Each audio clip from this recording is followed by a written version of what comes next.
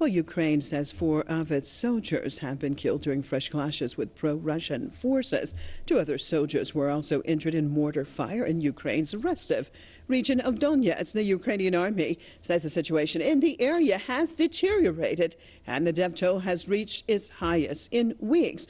Pro-Russian militia and Ukrainian government forces have been involved in armed conflict since 2014, when Crimea declared independence from Ukraine. A shaky ceasefire has been in place since 2015, when the warring sides blaming each other for repeated violations. The crisis has claimed the lives of over 10,000 people. Many others have also been displaced.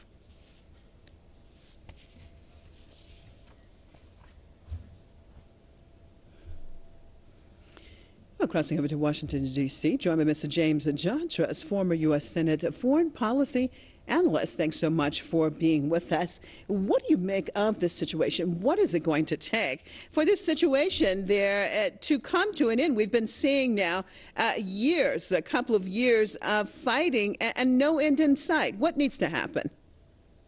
Honestly, I don't think anybody knows. The Minsk II agreement remains a dead letter. In fact, Kiev has explicitly repudiated now, but there's no other mechanism in sight for trying to resolve this crisis. There's been discussion of putting a UN peacekeeping force there, but that's not going to work. The Russian side and the 2 republics, Donetsk and Lugansk, want to put it on the line of demarcation between them and the Kiev forces, where this fighting is taking place, whereas the Kiev government insists on putting it on the border with Russia, which of course is not acceptable to the other side. So I think we're continuing to see a stalemate. Meanwhile, things seem to be heating up politically in Kiev, with the government of Petro Poroshenko, the president, being challenged by the former Georgian president, Mikhail Saakashvili, who has now been arrested. So it's a big mess all around.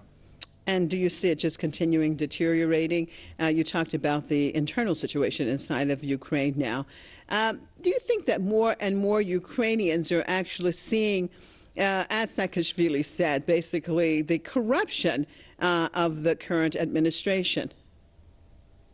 Oh, I think that's the case. I think you'll find many Ukrainians will say things are even worse than they were under Yanukovych, which there was a lot of corruption then. But let's be honest, Mr. Saakashvili has nothing to write home about. His record as president of Georgia was a disaster for that country. And so it's not clear who the solution is for Ukraine's political instability, and if there's one at all.